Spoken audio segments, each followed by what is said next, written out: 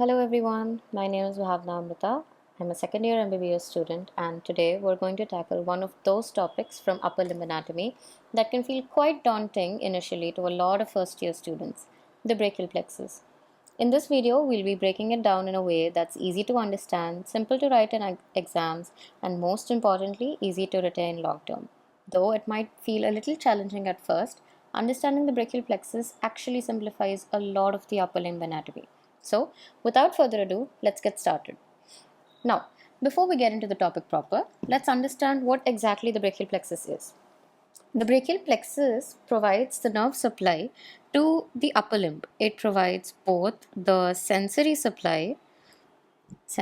as well as the motor supply of the upper limb. Now, where does it arise from? It arises from the anterior rami of the C5 to T1 spinal nerves. As we can see here, there is C5, C6, C7, C8 and T1 involved. Now, in the cases where C4 is also involved, it is called prefixed. And if T2 is involved, we call it postfixed. Now that that is out of the way, where exactly is it located? It is located in the neck region, and based on its position relative to the clavicle, it can also be divided in infraclavicular and the supraclavicular parts. Now, usually in the university exams, the side headings or the topics that are asked are the roots, trunks, divisions, chords, branches, along with any applied anatomy for it. So we'll be covering all of that in this video.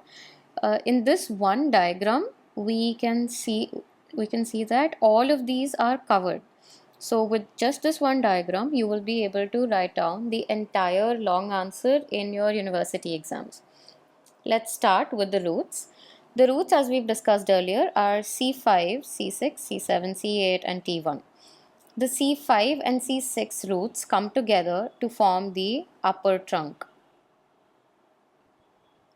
Then the C7 continues all by itself to form the middle trunk. And the C8 and T1 come together to form the lower trunk. Now, from the upper trunk itself, we get two nerves arising. First one is the nerve to subclavius, and the second one is the suprascapular nerve. Now, after coming together, these trunks by themselves will bifurcate and form divisions. The divisions are anterior and posterior. So, the upper trunk will have two divisions, anterior and posterior. The middle trunk will have two divisions, which is again anterior and posterior. Similarly, with the lower trunk, we have the anterior and the posterior divisions. Now, after these divisions, we get chords. We have three chords that are formed: the lateral chord, the medial chord, and the posterior chord. These are named so due to their position relative to the axillary artery. So, the posterior chord lies posterior to the axillary artery, the medial chord lies medial to the artery, and the lateral chord lies lateral to the artery. Now, how are these chords formed? So, the divisions that we discussed earlier, these divisions again come together to form the chords. So, the anterior division of the upper trunk and the anterior division of the middle trunk come together to form the lateral chord. Similarly, the posterior divisions of all the three trunks come together to form the posterior chord. And now what's left is your anterior division of your lower trunk. This will advance by itself to form the medial chord. Okay, that's clear now. The upper trunk and middle trunk have anterior and posterior divisions. These two anterior divisions come together to form the lateral chord. Then the middle trunk has anterior and posterior divisions. Then the lower trunk has anterior and posterior divisions. The anterior division of the lower trunk will continue by itself to form the medial chord. Then all of the posterior divisions of the trunks will come together to form the posterior chord. So, in a way to remember this, if you understand, you can remember either how the lateral chord is formed in this diagram or the medial chord. because posterior cord is pretty easy to remember, all of the posterior divisions are coming together. So remembering either the lateral or the medial will simplify recollection of the diagram at your exams. Now, once these cords are formed, we have finished roots, we have finished trunks, we have finished divisions, cords. Now what we're left with is the branches. So these cords will now divide to give branches, the terminal branches. Now, remembering the nerves from the respective cords might be one of the parts that makes this hard to learn. So we will remember this with a mnemonic. Lateral cord starts with an L, so remember the mnemonic LML, which is the lateral pectoral nerve, the musculocutaneous nerve, and lateral root of median nerve, MEDIAN, median nerve. So, the branches from the lateral cord are LML, which is the lateral pectoral nerve, the musculocutaneous nerve, the lateral root of median nerve. Now, let's move on to the medial cord. Medial cord starts with an M, so your mnemonic to remember this will also start with an M. M4U. So, we have 4 nerves starting with M and 1 starting with U, which is the median cutaneous nerve of arm, median cutaneous nerve of forearm, the medial pectoral nerve, and the medial root of median nerve. This concludes 4 M's and 1 U, which is the ulnar nerve. So, if you remember in LML, we have had the lateral root of median nerve, right? So, if there's a lateral root, there's also a medial root. So, this is the medial root of median nerve. Now, we've also had a lateral pectoral nerve. If there's a lateral pectoral nerve, we have a medial pectoral nerve, right? And then the median cutaneous nerve of arm and forearm. Then lastly, we have the ulnar nerve here. Next, for the posterior cord, our mnemonic to remember is ultra. In ultra, we have upper subscapular nerve, lower subscapular nerve, thoracodorsal nerve, radial nerve, and axillary nerve. Alright, once again, ultra standing for upper subscapular, lower subscapular, thoracodorsal, radial nerve, and axillary nerve. So with this, we have also concluded the branches. Now, just a little recap for the whole thing before we move on to the applied anatomy. There are roots starting from C5 to T1. Prefixed is involvement of C4. Then postfixed is involvement of T2. Now, roots come together, form trunks. Now, from the upper trunk, we have 2 nerves arising. One is the nerve to subclavius and one is the suprascapular nerve. Then we have upper trunk, middle trunk, and the lower trunk.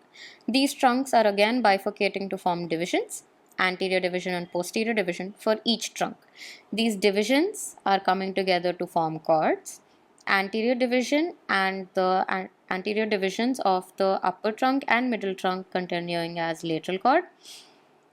Then the anterior division of lower trunk continuing as medial cord, and the posterior divisions of all 3 trunks continuing as the posterior cord. These cords are now dividing to give branches. Lateral cord gives the branches LML, lateral pectoral nerve, musculocutaneous nerve, lateral root of median nerve. Medial cord is giving us the branches M4U, which is the median cutaneous nerve of arm and forearm, the medial pectoral nerve, the medial root of median nerve, and the ulnar nerve. Then the posterior cord is giving us the branches ultra, which stands for upper subscapular nerve, lower subscapular nerve, thoracodorsal nerve, radial nerve, and axillary nerve. With this, we have concluded 5 subheadings which is asked in the university paper. Now we come to the applied anatomy of the same. Applied anatomy of brachial plexus, we have 2 conditions. One is the Erb's palsy and the other one Klumpke's paralysis. First, let's start with Erb's palsy. Erb's palsy is injury to the upper trunk of the brachial plexus. Alright. Causes of Erb's palsy can be traction during delivery or fall on shoulder or violent pulling of arm. Basically what's happening over here is there is excessive separation of the head and the shoulder. The characteristic deformity is another question that is asked.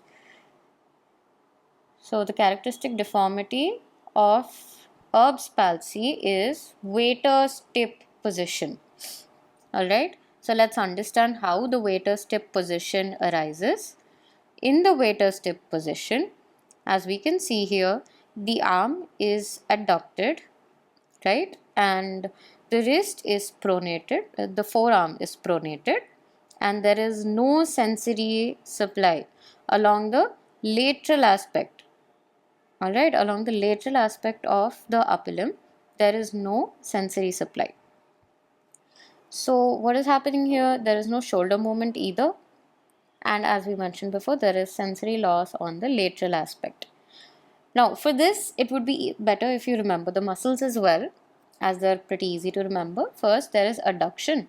Adduction is caused due to loss of function of the deltoid muscles and the supraspinatus muscle.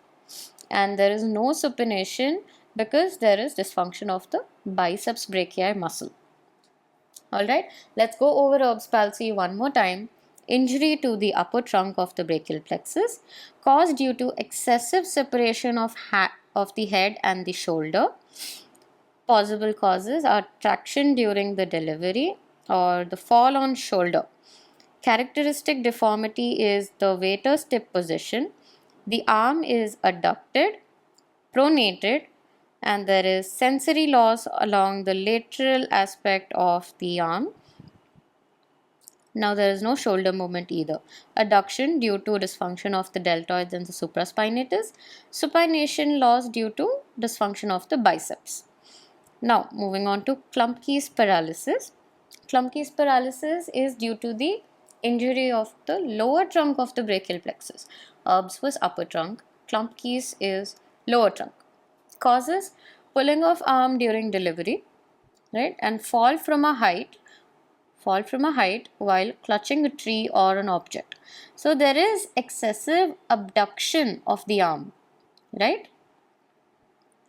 The characteristic deformity over here again is important, which is claw hand deformity. Alright, up here we had waiter's tip, over here we have claw hand deformity. As you can see, it looks like this.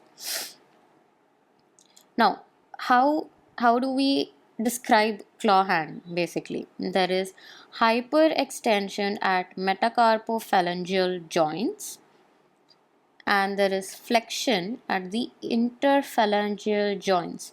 So you can see the fingers, they're curled up, but the metacarpophalangeal joints, there is hyperextension over there.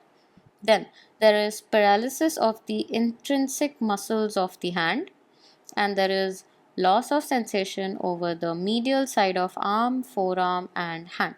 Up here in Erb's palsy, we had loss of sensation in the lateral aspect of the arm. Over here, the loss of sensation is on the medial aspect of the arm. In case it's confusing, we can remember this in a way that the word Klumpke